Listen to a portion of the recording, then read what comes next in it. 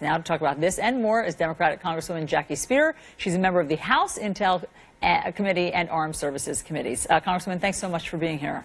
Great to be with you, Alisyn. Okay, so Don Trump Jr. met with investigators in the Senate Judiciary Committee about this meeting that he had agreed to during the campaign with this Russian lawyer and why he would agree to meet with the Russians. He had previously said in email show that he thought it was to get dirt on Hillary Clinton. So he put out in his prepared statement that the New York Times got a hold of, I'll read a portion of it for you and our viewers, to the extent that they had information concerning the fitness, character, or qualifications of a presidential candidate, I believed that I should at least hear them out.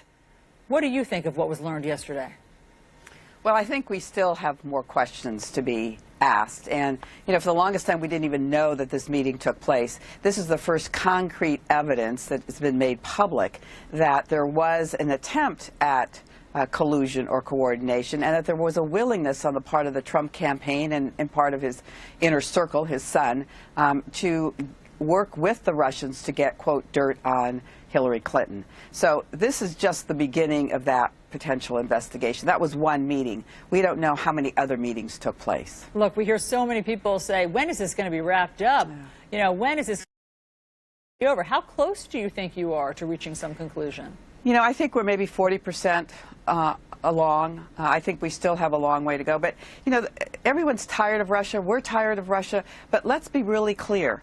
This was a war conducted by Russia on a number of platforms, not just the hacking, but using Facebook and buying $100,000 worth of ads and creating some 470 Facebook pages.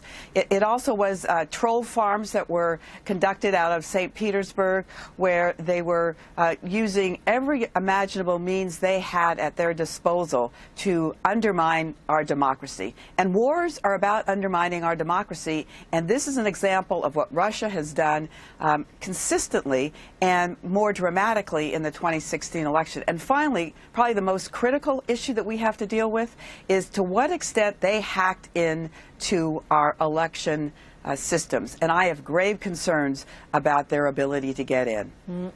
That's quite concerning. Okay, so you'll let us know when you have updates on that. We do want to move on to other news, because I want to ask what you think about this newfound friendship or this spirit of bipartisanship that we've seen break out between President Trump and Democratic leaders Chuck Schumer and Nancy Pelosi about things like the Hurricane Harvey relief, the debt ceiling, DACA. What's going on? It's a beautiful thing to watch, isn't it?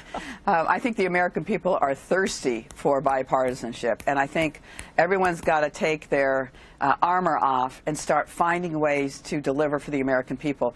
As tragic as these hurricanes have been, they've been a sobering expression of how important it is for us to come together and work together for solutions for the American people. And, I mean, but do you think that this is the harbinger of something to come, or do you think, I mean, what do you think the play is here politically? Well, you know, so much of what Washington is transactional. And right now, the president sees that it's in his best interest to work with the Democrats to get an extension on the debt limit and to move forward on support for those who've been victims of Hurricane Harvey and now Irma. So I think he's becoming a little more pragmatic and, frankly, becoming a little more presidential in his ability to recognize that you don't get anything done around here unless you can find ways to work with both sides. Okay, another topic that I really want to get to before you leave. You chair the task force to end sexual violence, meaning campus sexual assault, etc. And Secretary of Education Betsy DeVos just announced that she's going to revisit and examine some of the protections that were put into place by President Obama to try to stop these things. What do you make of that? What do you think she's looking at?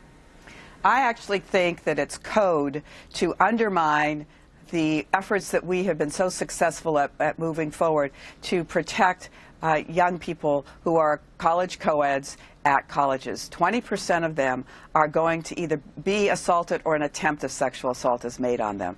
And that guidance that was put into effect under the Obama administration required universities to do a number of things, one of which was transparency, so that everyone could see what university is being under investigation and what university has actually resolved their issues with the Office of Civil Rights. Only 2 to 8% of those who report are making false reports. She is now trying to suggest that there is some major reversal of what we know to be true. And these victims are victimized not just once, but oftentimes 2 and 3 times, because they then have to go through an investigation, recall what happened to them. It is not a Republican or Democratic issue. Frankly, you know, the first thing that I heard when I took my daughter to college in terms of orientation, the very first question was, is my daughter going to be safe? That's what I heard from parents, whether they were Republicans or Democrats. They want to make sure that these institutions of higher learning are presenting safe environments for their kids to learn. That is really striking, that that's the first question that parents ask at orientation, because now people are so aware that this is a danger on campuses. Congresswoman Jackie Speier, thank